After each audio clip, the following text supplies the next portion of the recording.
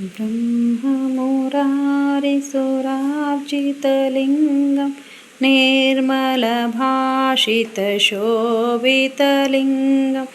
जन्मजदुःखविनाशकलिङ्गं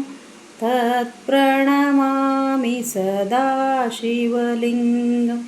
देवमुनिप्रवरार्जितलिङ्गं कामदहनकरुणाकरलिङ्गं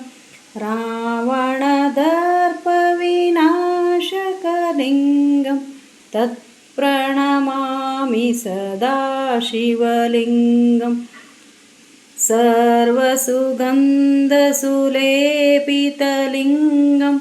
बुद्धिविवर्धनकारणलिङ्गं सिद्धसुरासुरवन्दितलिङ्गं तत्प्रणमामि सदा शिवलिङ्गं कनकमहामणिभूषितलिङ्गं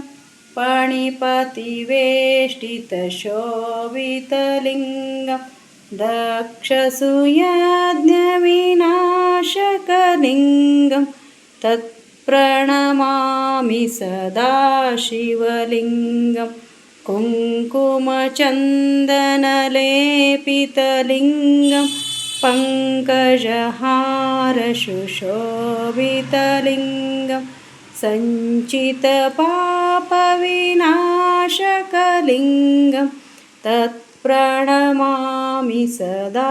शिवलिङ्गं देवगणार्जितसेवितलिङ्गं भावैर्भक्तिरेव च लिङ्गं दिनकरकोटिप्रभाकरलिङ्गं तत्प्रणमामि सदा शिवलिङ्गम्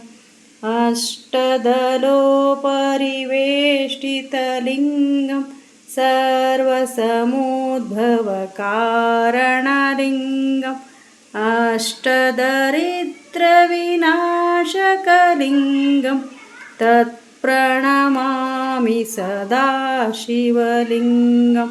सुरगुरसुरवरपूजितलिङ्गं सुरवनपुष्पसदार्चितलिङ्गं परमपदं